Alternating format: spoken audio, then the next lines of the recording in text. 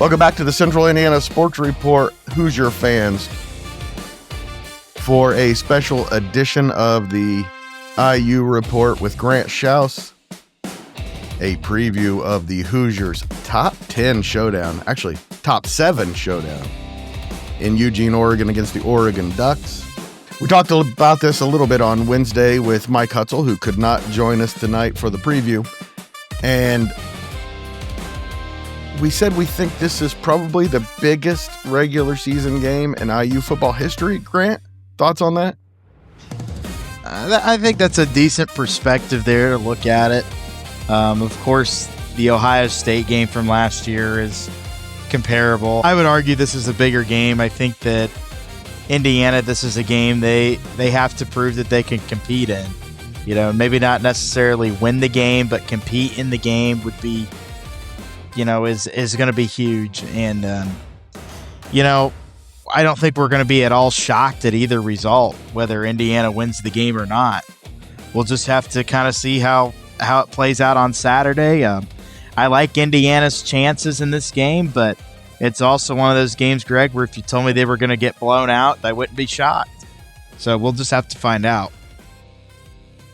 I think I would be shocked. I don't think Oregon's good enough to beat this team going away. I'll just say it that way. Yeah.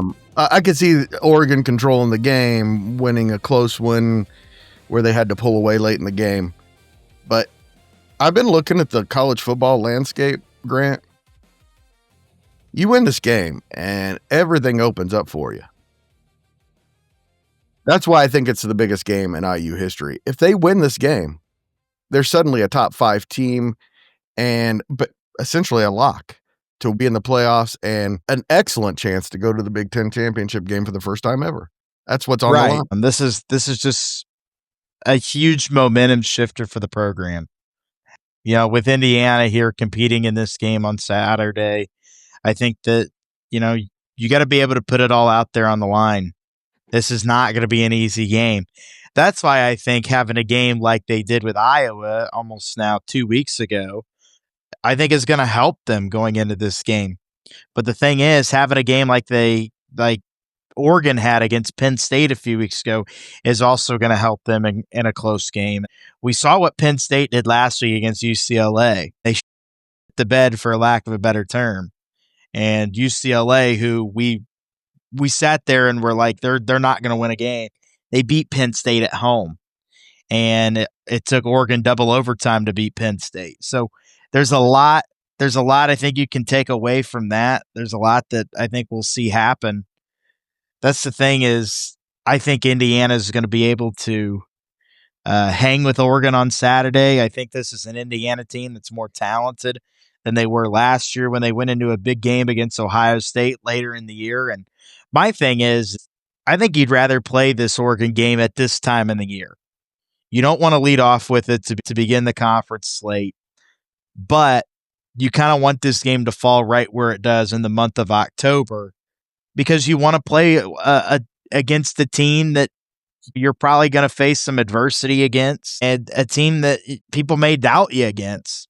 That should only give you more motivation to go out and try and win the game. If they do win this game, assuming they don't lose another one, then yeah, they're going to begin the Big Ten championship. And if you look at if they get to the Big Ten championship, I think that obviously you're a lock at that point. It all starts Saturday for Indiana. Hey, Grant, let's talk about the Oregon Ducks. Clearly one of the best teams in the country, one of the best programs over the last decade and a half. I think they've reached a new level under Dan Lanning since he got there in 2022. They went 13-1 last year and won the Big Ten.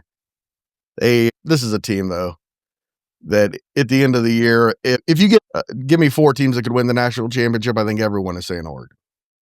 And like Mike said the other day, a really great analogy is what he said was that Iowa is a tractor and Oregon is a Ferrari.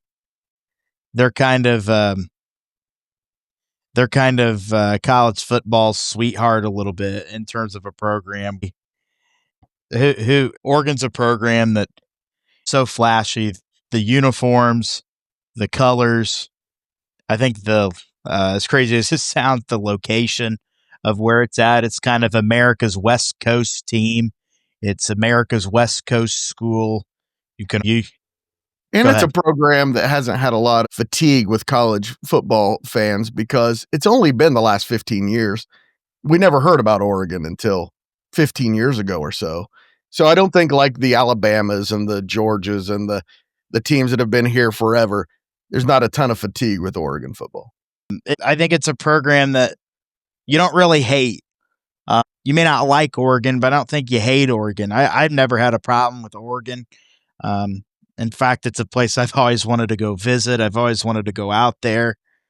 Autzen Stadium is amazing, and let's face it, that place is going to be rocking on Saturday afternoon. So, you mentioned how Oregon is and how I put the stats together every week.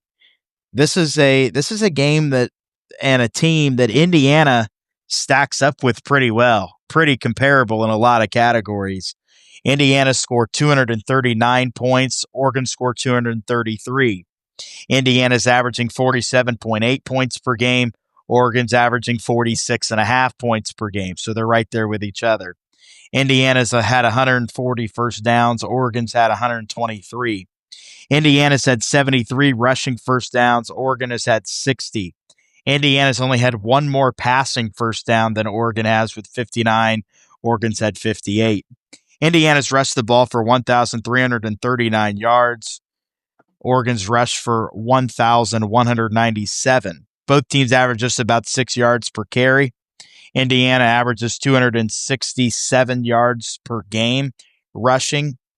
Oregon averages 239 yards per game rushing.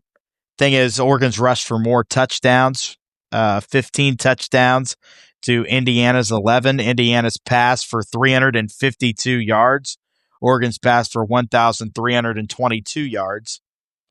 And Indiana is 99 for 136 and one interception through the air. Oregon is 106 for 146 and one interception as well.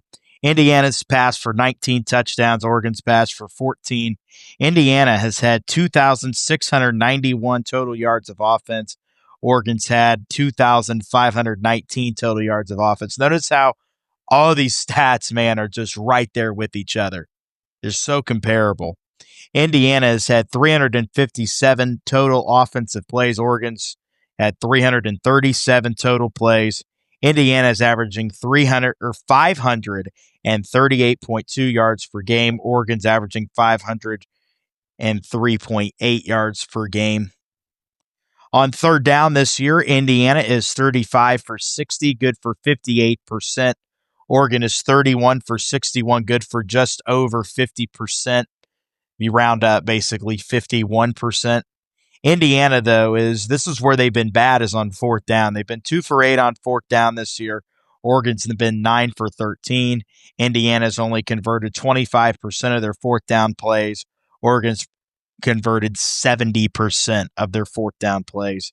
Indiana's outscoring opponents 239 to 48 throughout the whole year. Oregon's only outscoring opponents 233 to 61 throughout the entire season. The most points Indiana's given up in a quarter this year has been a total of 17 against their opponent. So their opponent scored 17 points in the first quarter. Oregon is actually getting outscored in the fourth quarter by opponents 35-27. All right, Grant. Not that matters, but I just They've wanted to only point it given out. up 51 points the entire season so far in regulation. Yeah. All the points they're giving up are in the fourth quarter when they're way ahead. They're outscoring opponents 13-7 in overtime, which is that's the Penn State game for you. Right. Indiana has 147 solo tackles, Oregon with 134, Indiana with 116 assisted tackles, Oregon with 180. Oregon's tackled opponents more than Indiana has, 314 for the Ducks, 263 for the Hoosiers. Indiana's had 49 tackles for loss that have gone for 162 yards. Think about that. 49 tackles for loss, and opponents have lost over 150 yards on those tackles for loss. Oregon only with 22 TFLs for 75 yards. Indiana's intercepted the ball 7 times this year for 58 yards. Oregon their defense has had 5 interceptions that have gone for 123 yards. Indiana's put 12 quarterback hurries on the opposing quarterback. Oregon has put 10 times if they had pressure. Again, this is the first time this year in now 6 games where Oregon, or where an opponent, I should say, is comparable to Indiana. So this is, by all means, this is a huge test. Hey, Grant, here's why I'm picking Oregon. I'm going to pick, the reason I'm going to do that is because I think Oregon's defense is really good and they're battle tested way more than IU. They've played 4 Power 4 schools and maybe the best team in FCS. It's not the best schedule in the country, but it's not bad, and they've done nothing but dominate.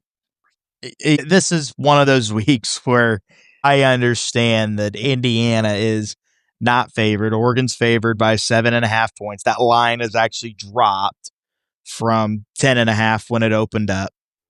But Oregon's still favored. That's way too much. Oregon, yeah, that's why it dropped. And I'm picking Oregon to win the game. And it hurts. I mean, obviously I want to pick Indiana. But again, I wouldn't be surprised if Indiana doesn't come out like how they did against Ohio State, go up early maybe, and then when Oregon kind of gets settled in with its crowd and kind of gets the game under its feet a little bit. I'm telling you, I'm not going to be shocked if Indiana doesn't get boat raced in this game. But I'm telling you this, they're too good for that. I'm not going to be shocked if Indiana doesn't pull this one out and win the game. So I'm really looking forward to Saturday. A headline coming in is that D'Angelo Pons, their top secondary player, will be available and he will play against Oregon. He missed the Iowa game for an injury. Kind of don't know what happened, but it was a late week injury on Thursday or something before the Iowa game. And probably a good move. He probably could have played against Iowa, and they decided to keep him out. Don't blame him. Don't want to aggravate an injury more after, you were going into a bye week. You had essentially 2 weeks or a week to get healed up for your biggest game of the year so far. And Pons will be available Saturday against Oregon. And this is a game that Curt Cignetti said they have a veteran team. Most of our guys have been in games like this before. Dan Lanning said this team has about Indiana. This team has a clear identity. They know what they're good at, and they know what they do really, really well. So both coaches, I think, have a certain respect for each other. You heard both coaches talk in the press conference earlier this week about how great the other coach is. Coach Cignetti said how Dan Lanning is a young phenom coach that's up and coming, and Lanning said that respects Cignetti. He's won everywhere he's been. They know each other from the Big Ten meetings, of course. And I think they're about as close to each other mentality-wise as Cignetti is to any other coach in the country. I think they kind of walk with the swagger. So there's that to be said. And I think when it comes down to mentality-wise, there may be coaches out there that are better than Curt Cignetti and Dan Lanning schematically wise and able to coach the game on the field better. But I think the mental preparation of football, the two best coaches in the country that are good at it and getting their team prepared are playing each other on Saturday. And they both reside in the Big Ten Conference. So it's pretty interesting, although Curt Cignetti did say, when you kind of go back to the Notre Dame and Ohio State game last year, he goes, what I would say about Ohio State and Notre Dame is, you can dwell on the line of scrimmage, but I don't think we held the advantage at any position in those games. That includes the quarterback, that includes the running back, that includes the receivers, position guys, all those kind of guys. They did not hold an advantage against Notre Dame or Ohio State. I think they hold some of those advantages this year. I think they have a slightly better quarterback. I think they have a better run game. They have, I think, 2 better receivers than Oregon has, and I may eat my words. I'm probably going to. I think Surratt and Cooper are the best wide receiver duo, maybe not in the Big Ten, but arguably in the country. So we're going to see a lot of that on display this Saturday, but it's going to be a really good game. You go back to what you said, Greg. I would not be surprised if this game isn't a low-scoring one as well, but I'm still going to pick Oregon to come out on top, but I think it could be one of those games that ends up 35-24. That's a good one. I'm going to go 35-24 Oregon to take down Indiana on Saturday and hand Indiana its first loss of the 2025 campaign. And Hutzel says 33-21 Oregon. I think it's going to be a lot closer and a lot lower scoring. Give me 17-16 Ducks. I think both defenses are really good and both offenses are capable of controlling time of possession. I don't think it's going to be a shootout by any means. Give me 17-16. By the way, ESPN Analytics says IU has a 30.6% chance to win. I think it's better than that. I agree. I think it's more than that, for sure. Which is amazing. Yeah. It's amazing that we're saying this. I know. IU football. About Indiana football. On the college football report, which is coming out a little later today, I asked it. Eric Robinson said he thinks there are 11 teams that could win the national championship. I asked him to name him, and it only took him 4 to get to IU. Pretty amazing that we're at that time. That's a hell of a compliment to Indiana. And even if they don't win on Saturday, I'm going to say this. I've been saying this all week. We predicted Indiana to go 11-1 or 10-2. This was one of the games we predicted them to drop. I'd rather see them lose to Oregon than lose to Purdue, Michigan State, Iowa, Illinois, Maryland. Any other team, I'd rather see them lose to Oregon because you kind of knew this would be the possibility going in. So there's a lot that can be said. Again, we predicted Indiana would be like this, that could go 11-1 or 10-2, even maybe 9-3. I think at the time we may have thought Illinois could have been the third loss. We're not going to be shocked if Indiana loses the game. So I'm going to say this right now to all the shit talkers out there. They're gonna talk loud. They're gonna talk proud. They're gonna walk with it. They're gonna carry it. But at the end of the day, just know that it took you all this time now this year when you thought Indiana was gonna fall off and lose to Illinois or lose to Iowa. Took you 6 or 7 weeks of college football for you to talk shit about Indiana losing an effing football game now. Grant, I think these two teams are going to see each other again. In a playoff? A Big Ten championship or the playoff. One of these teams might be that good. I think you're right, Greg. And this is a huge opportunity this Saturday for people to put respect on Indiana's name. And this is a game that this is how I look at it. The two big games last year, I kept going around saying, man, win it for the guys like Bill Mallory. Win it for the guys like Corso. Win it for Cam Cameron, Bill Lynch, Terry Hepner, especially Terry Hepner. We can talk about what's on paper all we want, but the game's going to be played on the grass, and time's only going to tell on Saturday. But win or lose, we're going to have a lot to talk about, I think, after the game Saturday. Grant Shouse, thank you so much. Thanks for having me, Greg. Go Hoosiers, beat Oregon.